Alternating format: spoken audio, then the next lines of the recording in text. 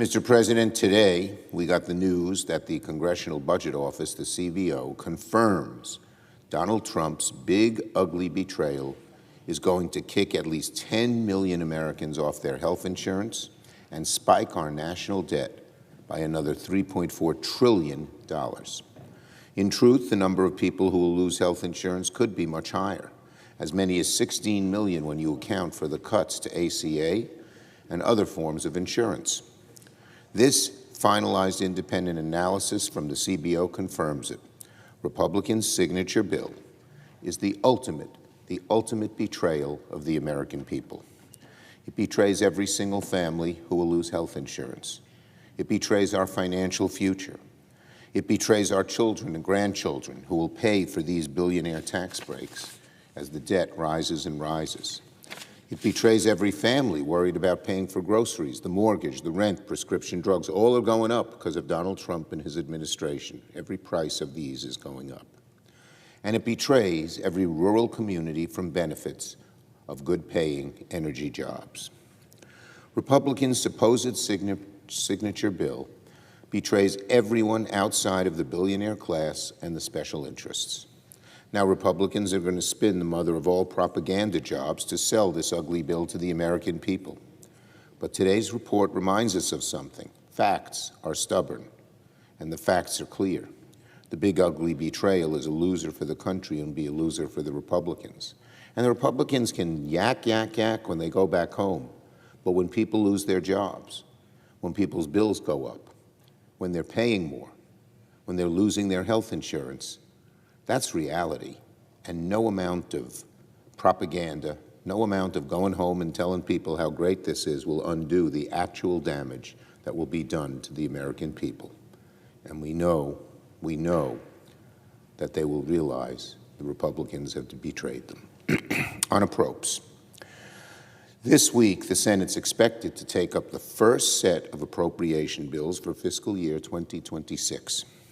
On the substance, a number of the bills negotiated in committee make significant reversal of DOGE's horrible cuts.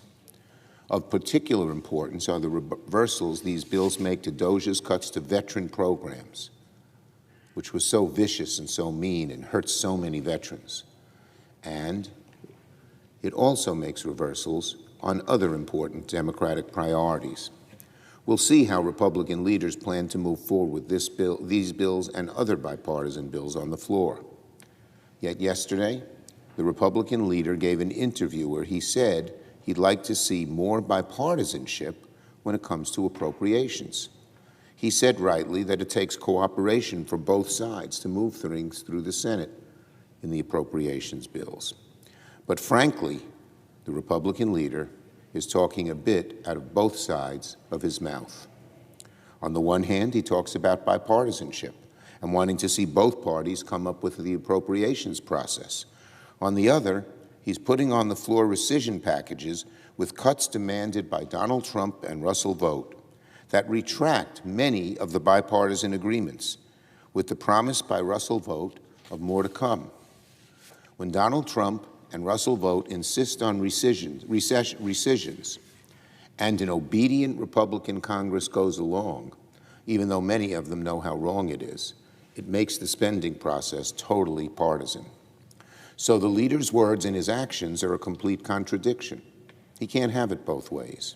Again, not 1 week ago, Republicans jammed a rescission package through this chamber, axing billions of bipartisan funding to public broadcast and foreign aid, purely on a party line vote.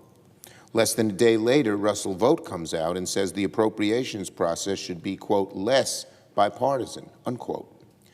Frankly, I don't want to hear Republicans grouse about Democrats if they're going to give people like Russell Vought a free pass to trash the good work that takes place in this chamber. And now, of course, there are reports that Donald Trump and Russell Vought want Congress to greenlight another rescissions package in the near future. Then there's Donald Trump's big, ugly betrayal, a purely party line vote, a partisan giveaway to billionaires and special interests, paid for with the biggest cuts to health care, food funding, and good-paying energy jobs we've seen in our lifetimes. So Leader Thune says he wants to see bipartisanship. That's all well and good. But Leader Thune can't have it both ways. If Leader Thune wants to talk about bipartisanship, he should focus on keeping his side of the street clean first, because Donald Trump and Russell Vought have made clear they want to continue launching partisan broadsides that will inflict deep harm on the American people, raising costs, unleashing chaos, inviting even deeper corruption across the federal government.